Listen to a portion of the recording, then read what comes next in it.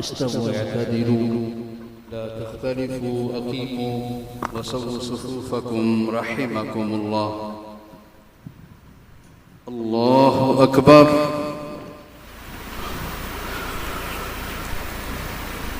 الحمد لله رب العالمين الرحمن الرحيم مالك يوم الدين إياك نعبد وإياك نستعين اهدنا الصراط المستقيم صراط الذين أنعمت عليهم غير المغضوب عليهم ولا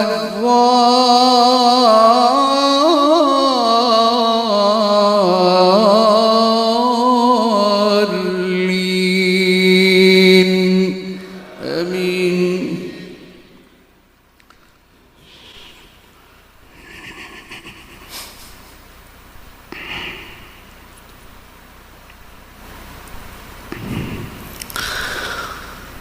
وقال لهم نبيهم إن الله قد بعث لكم طالوت ملكا قالوا أنى يكون له الملك علينا ونحن أحق بالملك منه ولم يؤت سعة من المال قال إن الله اصطفاه عليكم وزاده بسطة في العلم والجسم والله يؤتي ملكه من يشاء والله واسع عليم والله واسع عليم. وقال لهم نبيهم إن آية ملكه أن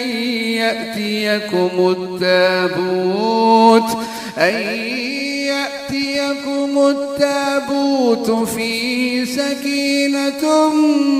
من ربكم وبقية مما ترك آل موسى وآل هارون تحمله الملائكة إن في ذلك لآية لكم إن كنتم مؤمنين. فلما فصل طالوت بالجنود قال إن الله مبتليكم بنهر فمن شرب منه فليس مني ومن لم يطعمه فإنه مني إلا من اغترف غرفة بيده فشربوا منه إلا قليلا منهم فلما جاوزه قالوا لا طاقة لنا اليوم بجالوت وجنوده قال الذين يظنون أنهم ملاقو الله كم من فئة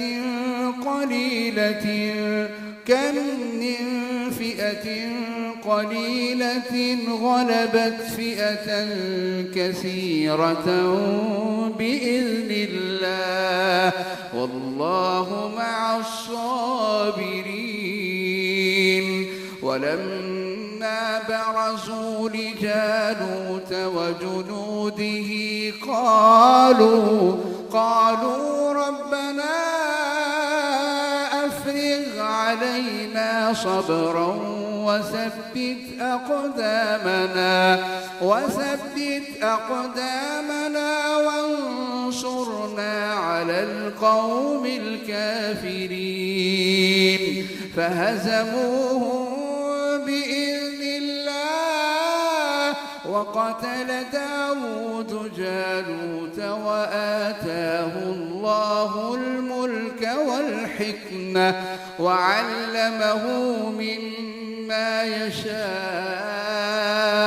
ولولا دفع الله الناس بعضهم ببعض لفسدت الأرض ولكن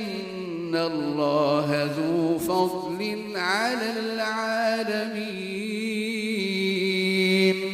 تلك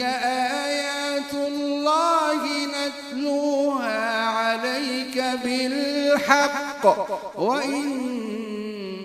لمن المرسلين الله أكبر. الحمد لله رب العالمين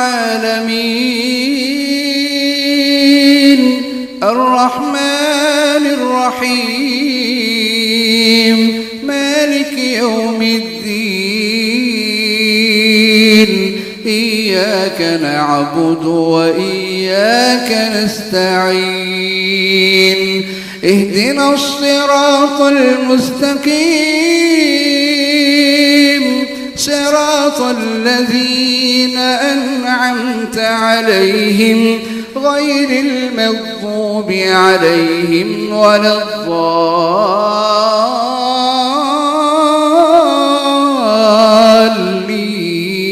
الضالين آمين.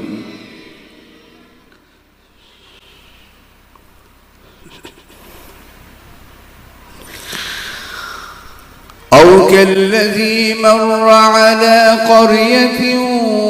وهي خاوية على عروشها قال أنى يحيي هذه الله بعد موتها فأماته الله 100 عام ثم بعثه قال كم لبثت قال لبثت يوما أو بعض يوم قال بل لبثت 100 عام فانظر إلى طعامك وشرابك لم يتسنه وانظر إلى حمارك ولنجعلك آية للناس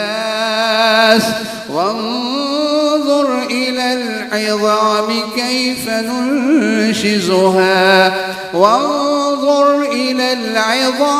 كيف